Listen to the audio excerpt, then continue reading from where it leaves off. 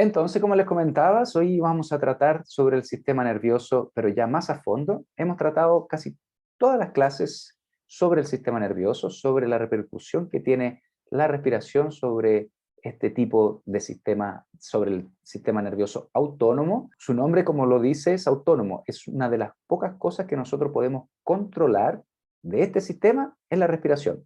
Todo lo demás se hace automático. Controla la frecuencia cardíaca, es decir, controla la frecuencia, los latidos de nuestro corazón. Al controlar los latidos del corazón, también va a controlar la cantidad de veces que nosotros respiramos. También controla la digestión. Este sistema hace que toda la musculatura, peristalsis que se llama, la musculatura del tubo digestivo, del tracto digestivo, se mueva y obviamente haga que todo eso tenga un movimiento, que corra, controla la defecación, la micción también y la excitación sexual. Y se divide en dos ramas que son completamente distintas, pero que son completamente, se unen, trabajan juntas. Son distintas, pero se complementan. El sistema nervioso parasimpático se conoce también como la rama del descanso y de la digestión. Y ahí tenemos una fotito un poco mistificando la típica foto de un Buda tranquilo, en quietud, en paz, que habla un poquito de lo que trata esta rama del sistema nervioso. Esta rama lo que hace es llevar la sangre hacia el tracto, hacia el estómago. Por ende, baja las pulsaciones del corazón, baja la frecuencia cardíaca y toda la sangre se va a recoger los nutrientes que nos está entregando la ingesta de alimentos. Es decir, él dice, toda la sangre, vamos a buscar el alimento. Estimula la peristalsis, lo que habíamos hablado delante, toda la musculatura que hace que corra, digamos, los desechos. La micción, es decir, ir al baño o no. Y las glándulas salivales. Esto es súper interesante porque antes incluso que nosotros ingiramos el alimento, nosotros ya estamos salivando y ya le estamos diciendo al sistema parasimpático que vamos a tomar alimento, que vamos a comer. Entonces, antes incluso de que nosotros pongamos un alimento en la boca, él ya está preparándose para la digestión. Para eso disminuye la frecuencia cardíaca, hace que el corazón vaya más lentito. Y también, ¿qué es lo que hace? Una cosa muy interesante, la normalización de las pupilas. Las pupilas se dilatan o se cierran en función de las necesidades o lo que estemos ocurriendo en el entorno. En este caso, las pupilas se ponen en disposición de la visión corta para que nosotros veamos lo que estamos comiendo. Y la excitación sexual, en este caso sería como la parte del romance, la parte preliminar del acto.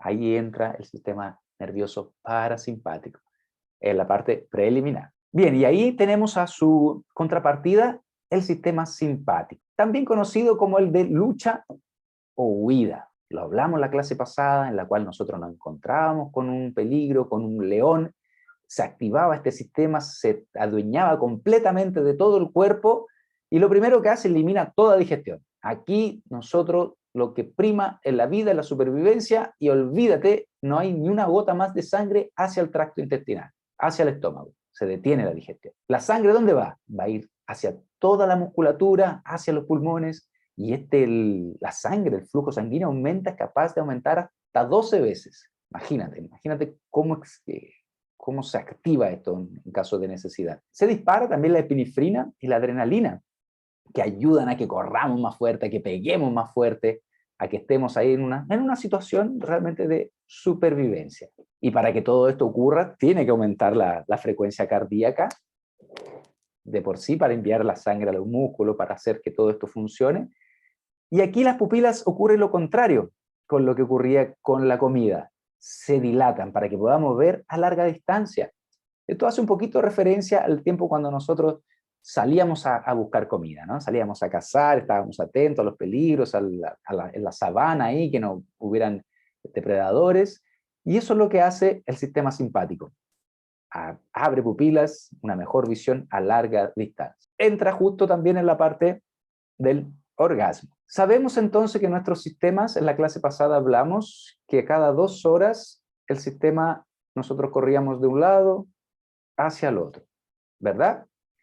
Cada 2 horas eso más o menos. Entonces nosotros nos levantábamos, en la mañana, hacíamos nuestro test de ciclo nasal, veíamos que estábamos completamente en el sistema parasimpático y el otro estaba completamente cerrado, el sistema simpático.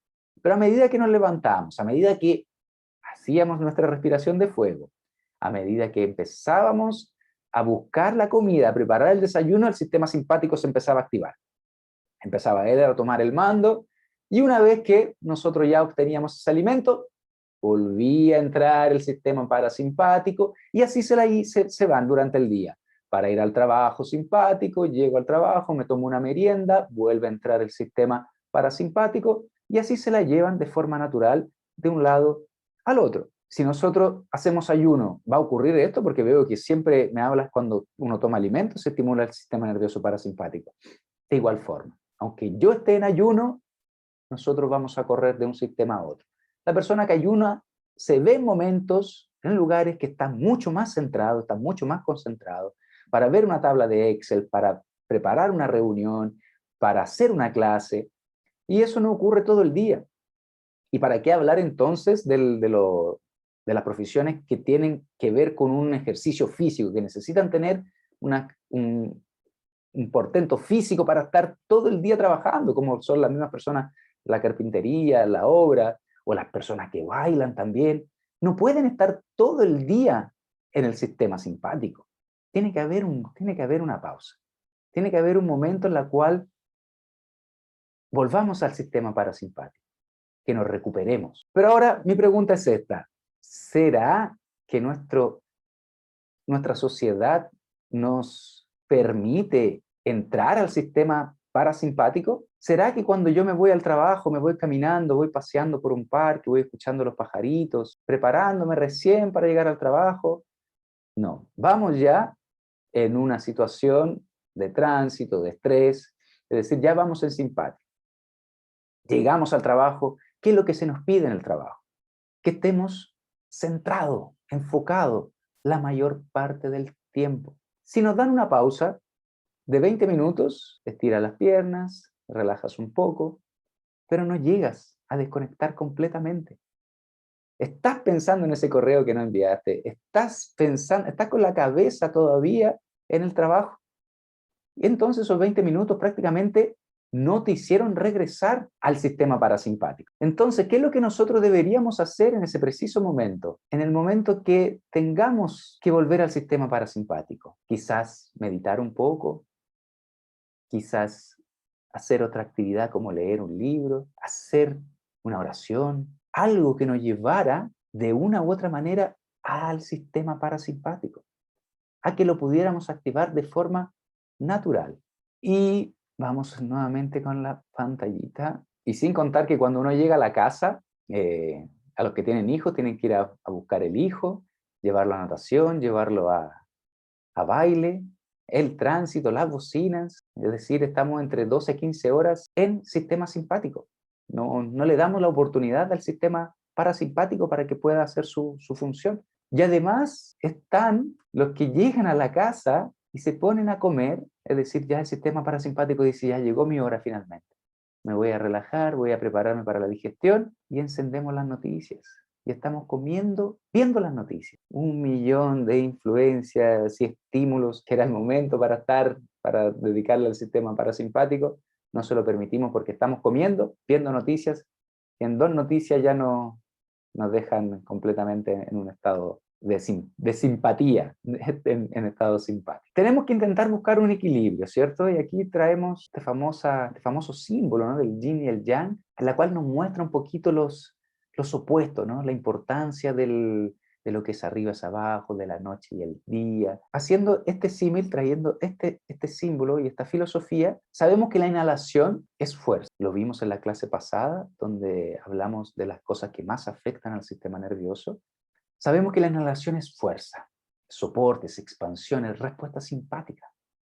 Y la exhalación es apertura, relajación, concentración. Y la respuesta parasimpática está en la exhalación. Cada vez que nosotros nos vamos a meter al mar, ese mar del Pacífico Sur, no sé muy bien, todos sabemos muy bien que aquí el agua es bastante fresca. Cada vez que nos vamos a meter nuestros pies, lo que hacemos es una inhalación aguantar y hacernos los valientes para entrar a ese río también que viene con esa agua tan fresquita. Y la exhalación tiene que ver más con la relajación. Entonces, si sabemos que la inhalación es sistema parasimpático y la exhalación es parasimpático y la inhalación es simpático, vamos a pasar a otro tema que es la variabilidad cardíaca. Y aquí existe un cierto mito con respecto a la variabilidad de la frecuencia cardíaca. Siempre pensamos que esa persona que tiene su ritmo cardíaco estable, que no se mueve, es una persona que está más sana. Pero no es así. Y si ponemos a un felino, por ejemplo, ese felino que está durmiendo, ese leopardo que está durmiendo arriba del árbol, sueño profundo, huele algo, ve una presa, inmediatamente cambia de estado de reposo, ¡pum!, una explosión y ya está completamente activado, sus pulsaciones a 1000 por hora. Es una variabilidad de la frecuencia cardíaca. Entonces, ese pensamiento que estar en una situación calma es sinónimo de salud, no es así. Lo mismo que pasaba cuando vimos el tema de la anatomía de la respiración, que creíamos que los pulmones tenían como eran independientes y que ellos se inflaban por sí solos y que los músculos no tenían mucho que ver. Y aquí es más o menos lo mismo. La variabilidad de la frecuencia cardíaca es señal de salud. Y aquí nos dice una frecuencia estable, baja variabilidad, igual a poco saludable. Alta variabilidad, sistema nervioso tonificado y saludable. Es más o menos cuando alguien te tira una pelota, te llega esa pelota a la cara y tú después reaccionas. Eso nos estaría dando una señal clara que algo no está funcionando bien. Si nos tiran esa pelota y la agarramos inmediatamente o la dejamos pasar, muestra que hay una agilidad, que hay una rapidez en adaptarse al entorno, a lo que venía, a ese peligro. Es más o menos lo mismo con la frecuencia cardíaca. Entonces, sabemos que la inhalación debería, y lo hace, cada vez que nosotros tomamos una inhalación, nuestra frecuencia cardíaca aumenta. Cada vez que yo hago una exhalación, nuestra frecuencia cardíaca disminuye. Hay herramientas que pueden medir ese aumento y esa disminución en cada respiración. Las maquinitas que nos suelen medir la frecuencia cardíaca, ellos toman un promedio. No toman las inhalaciones y las exhalaciones, que es lo que ocurre con la frecuencia cardíaca. Pero hay varias maquinitas que miden esa coherencia. Y se habla mucho también de coherencia de respiración con la frecuencia cardíaca, ¿no? Cuando logramos estar en coherencia. Es decir, una inhalación, aumento mis pulsaciones, una exhalación, baja mis pulsaciones. Y aquí dice, claro, generalmente los monitores de frecuencia cardíaca miden el promedio. La variabilidad es un indicador del estado del sistema nervioso. Completamente a más variabilidad de frecuencia cardíaca, más salud. Y aquí tenemos también otro ejemplo. Por ejemplo, nosotros vamos por la calle y escuchamos un bocinazo. ¡Pip! Nos frenamos. Miramos, vemos que es un auto que estaba generando taco. Volvimos y seguimos caminando normalmente. Ahora escuchamos un bocinazo, nos frenamos y justo al frenar, ¡pum!, pasa un auto.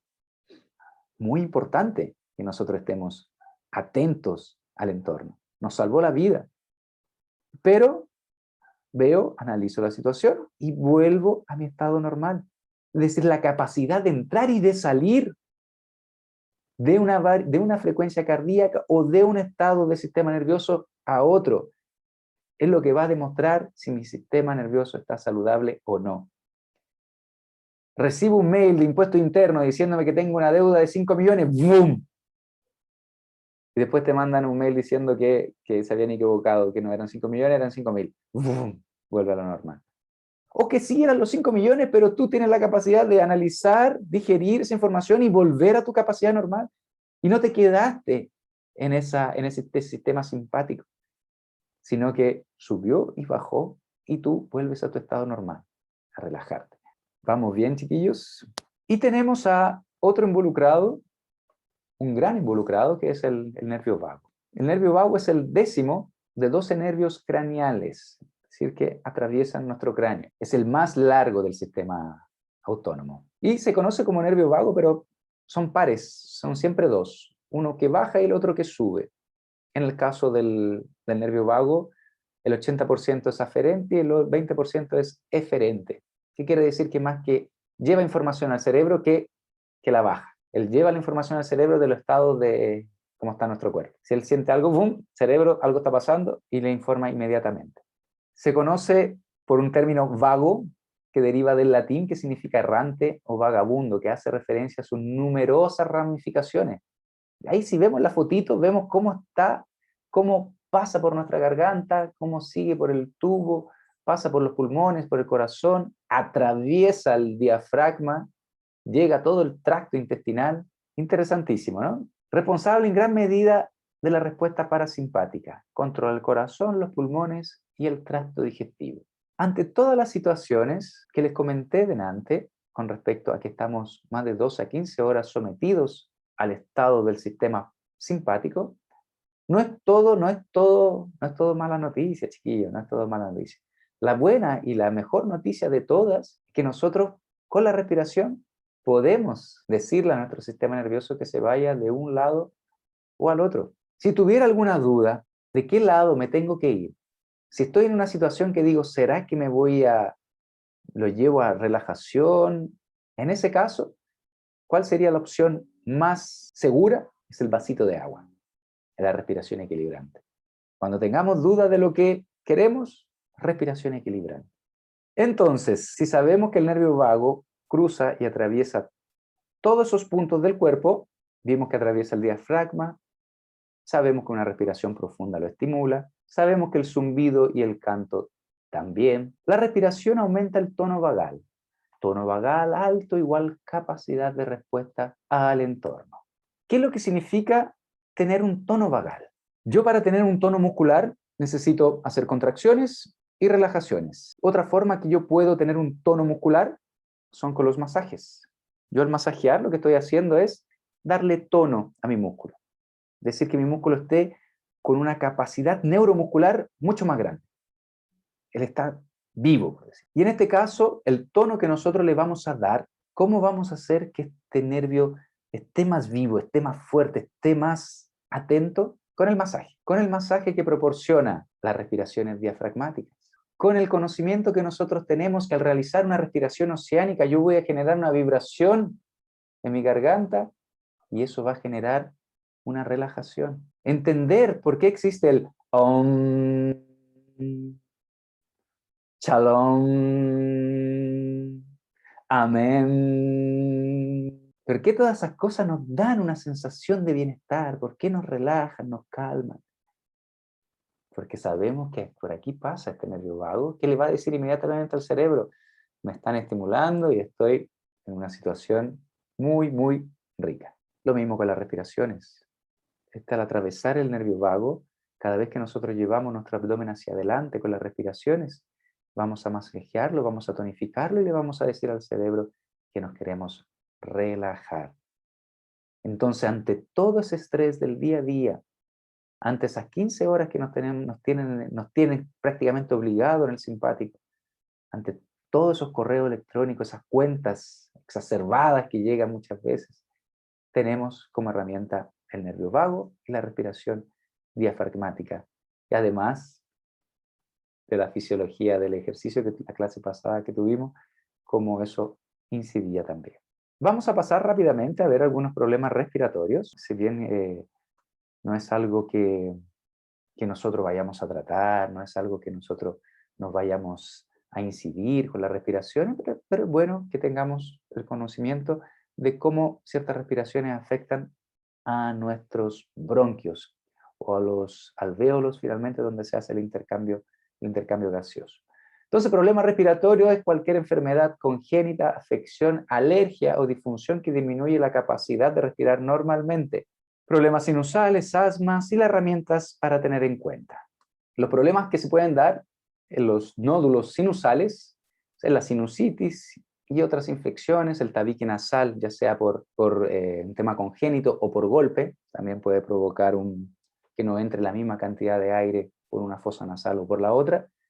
Las alergias de todo tipo, lo hemos visto ya que parece que la alergia es una enfermedad moderna, aquí en Santiago por lo menos, cuando llega la primavera, es algo que realmente nos afecta, yo creo que a la gran mayoría. Yo no sabía de lo que era la alergia, hasta un cierto año que se me despertaron y de repente me veo que tengo que tomar antihistamínicos en la primavera. Pólipos nasales son pequeños crecimientos de tejidos blandos en la nariz que no permiten el ingreso del aire, o el exceso de mucosidad, que es mi caso en estos momentos.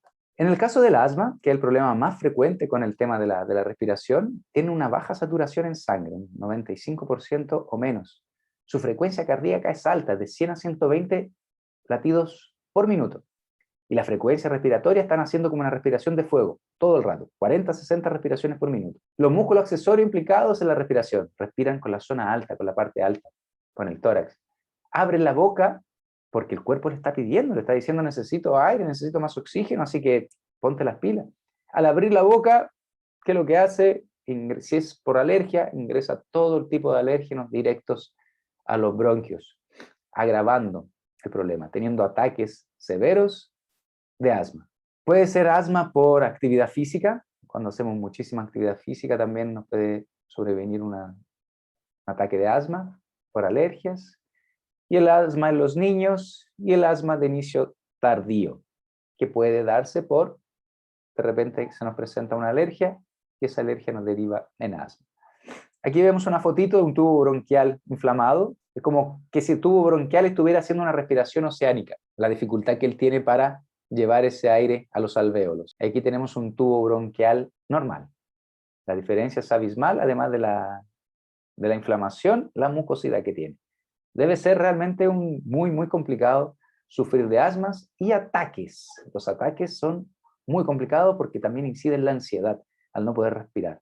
Genera una ansiedad muy grande. ¿De qué forma podemos combatir esto? Los más conocidos son los broncodilatadores, el Ventolin, y la mortalidad es bastante alta, 250.000 personas en el mundo al año. Puede ser por temas hormonales, estrés, menstruación, embarazo, desencadenantes ambientales, exposiciones alérgicas, sustancias tóxicas, desencadenantes relacionados con el estilo de vida, obesidad, el estrés. Y los tratamientos normalmente se dan con esteroides o broncodilatadores. Sabemos que hay una gran industria por detrás de todo esto, la industria de los medicamentos, que genera millones al año con los medicamentos. Sabemos que por investigaciones, sabemos que muchos de ellos podrían ser evitados tratando la causa y no las consecuencias en sí. Me gustaría hablarles también del método buteico. ¿Por qué es interesante hablar de este señor Konstantin Pavlovich Buteyko? Porque podría decir que es un continuador del estudio del danés Christian Bohr, que hablamos que descubrió el tema del dióxido de carbono, ¿se acuerdan? ¿Qué es lo que hacía el dióxido de carbono en el cuerpo? Más dióxido de carbono, más broncodilatación. Entonces este señor, en el año 1923, realizó práctica con estudiantes de medicina en el primer Instituto Médico de Moscú. Allí trabajó algún tiempo en la sala de enfermedades respiratorias, ¿cómo no? Fue entonces cuando observó cómo los pacientes empeoraban cuando tenían una respiración intensa y agitada, y cómo comenzaban a mejorar cuando ésta se reducía en ritmo y en intensidad. Buteyko es un método de respiración que disminuye la frecuencia respiratoria, es decir, reduce la cantidad de respiraciones tomadas cada minuto. ¿Les suena eso? Para hacer más lenta la respiración y garantizar que la inhalación se produzca únicamente por la nariz. Entonces este señor juega con los niveles de dióxido de carbono y juega con la cantidad de respiraciones por minuto, que sería más o menos lo mismo. Si tú buscas información de Konstantin Buteyko, en algunos lados van a aparecer que no hay estudios realmente que puedan concluir derechamente que trata el asma. Pero si tú buscas a doctores hoy en día que trabajan con el método Buteyko en el mundo, vas a ver resultados increíbles. Increíbles.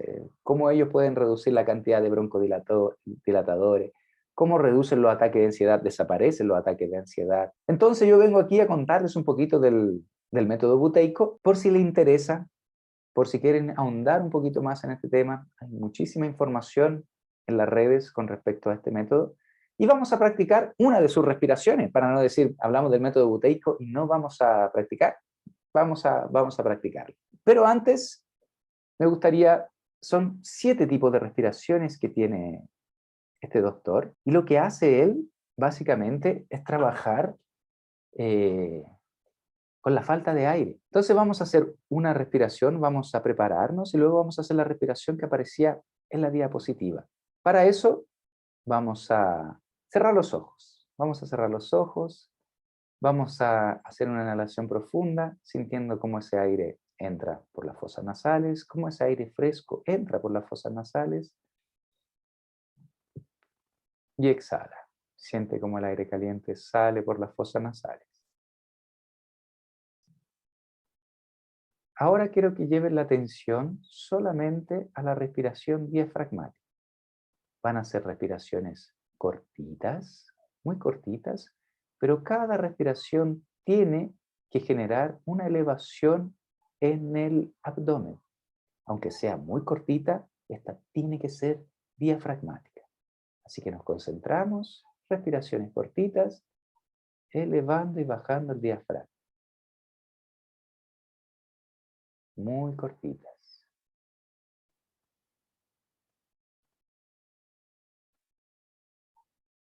Vamos a llevar nuestro pulgar a la fosa nasal derecha. Vamos a identificar por qué fosa nasal sale más aire.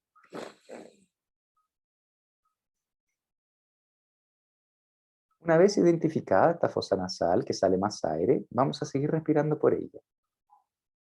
Vamos a seguir llevando la atención a la respiración a las zonas del abdomen. Pero atención, las respiraciones son muy cortas. Quiero que perciban cada vez que el aire roza sus pelos, sus pelitos de la nariz. Y cada vez que el aire roza los pelos al salir. Cada vez la respiración se va haciendo más lenta y más pausada.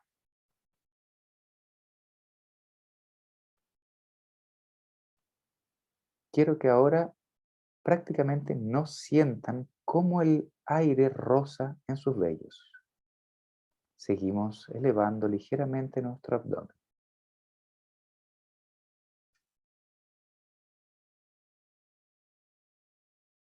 Cada vez más lento y menos perceptible la inhalación y la exhalación.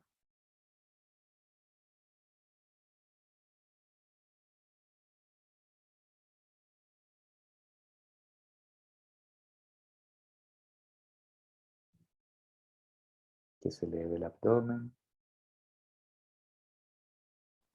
Vamos a estar 10 segundos más.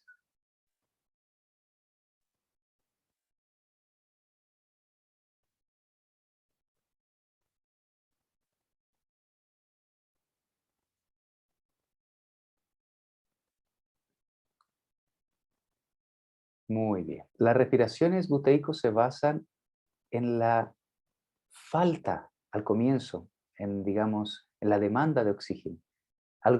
Si alguien cuando estaba haciendo la respiración por la fosa nasal sentía más ganas de respirar, porque lo estaba haciendo bien. Eso es lo que busca las técnicas de buteico. Tener esa sensación de falta de aire. Y a medida que la vas practicando, el cuerpo se empieza a acostumbrar cada vez más. Y empieza a repartir equilibradamente la cantidad de oxígeno y de dióxido de carbono. Muy interesante. Y ahora vamos a hacer la respiración, una de las más conocidas de buteico, la cual en el punto 1, inspiramos normalmente, soltamos el aire normal y luego vamos a hacer una retención en vacío. Esa retención en vacío pueden ser de 10 segundos, 15 segundos, va a depender de la capacidad de cada uno. Por eso no los puedo guiar porque cada uno va a tener una capacidad distinta. Después que termina esa retención en vacío, yo apenas sienta las ganas de inhalar, inmediatamente voy a inhalar. Pero voy a inhalar profundamente, utilizando toda mi musculatura involucrada en la respiración, diafragma, intercostales y accesorios, y exhalar todo el aire, siempre por la nariz, y repetir eso 3 veces. ¿Cuánto tiempo va a ser más o menos una inhalación profunda y una exhalación con fuerza? 4 segundos aproximadamente. 4 segundos inhalo y 4 segundos suelto todo el aire. 4 segundos inhalo, 4 segundos suelto todo el aire. Y eso lo hacemos 3 veces. Y luego estamos 30 segundos respirando normal. Vamos entonces Yo voy a guiarlos solamente hasta la retención en vacío. Después ustedes aguantan el tiempo que tengan que aguantar y hacen las 3 respiraciones inhalando en 4, exhalando en 4, inhalando en 4, exhalando en 4 durante 3 veces. ¿De acuerdo? Entonces, nos posicionamos, manos en las rodillas. Vamos a empezar en 3, 2, 1. Inhala normal. Exhala normal. Retiene, incorporándolo nuevamente. Aquí yo traje uno de los tantos médicos, hay muchísimos médicos que trabajan con esta técnica, técnica buteico, y sostiene que entre un 60 y un 70% de las personas con asma y con rinitis mejoran con tan solo regular su respiración. Boris Pernet sostiene que precisamente en lo que más se usa el método buteico es en asmáticos, porque dilata los bronquios. Sabemos eso. Sabemos que el CO2 es un broncodilatador. Y agrega que los estudios han mostrado que disminuye la sensación de ahogo y mejora la calidad de vida de los pacientes. De hecho, explica Pernet que el método está incluido en varias guías médicas para tratar el asma como una de las alternativas que ayudan a los pacientes a llevar una mejor vida. Jaramillo sostiene que también les ha enseñado el método a personas con cáncer para ayudarles a mejorar el estrés. Y muchas de estas le han informado que sienten más tranquilos y duermen mejor. Este tipo de relato no nos parece a nosotros eh, raro por toda la información que hemos tenido durante este taller. Entonces, claro, sabemos que el dióxido de carbono es un broncodilatador, sabemos que permite mejorar el sueño, mejora el insomnio, la ansiedad. Entonces, son datos científicos. Y lo que a mí me resulta extraño es cómo esta información de cierta manera es hermética. Como que si no quisieran en el fondo que esta información saliera. ¿Será que hay mucho interés de por medio? Puede ser. Entonces, chiquillos, herramientas a tener en cuenta. Disminuyendo la frecuencia de respiración, realizando una respiración de agua, una respiración tipo melisa, relajante, sabemos que aumenta el dióxido de carbono. Es una herramienta que tenemos que tener en cuenta cuando hablamos ya sea de asma o para nosotros que no tenemos ninguna dificultad respiratoria, pero sí buscamos tener un descanso, sí buscamos estar más relajados, sí buscamos conocernos a nosotros mismos. Respiración nasal es fundamental, fundamental.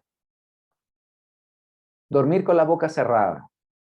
Aquí el dicho en boca cerrada no entran moscas, yo creo que para el tema del sueño también sería ad hoc.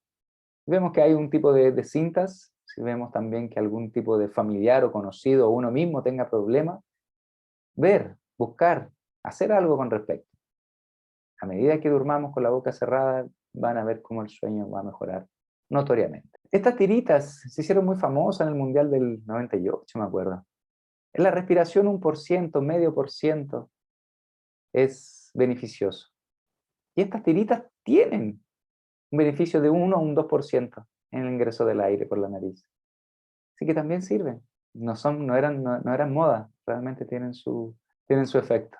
Bien, chiquillos, esa sería la presentación de hoy. Vamos a quitar la grabación. Un saludo para los que ven la grabación después.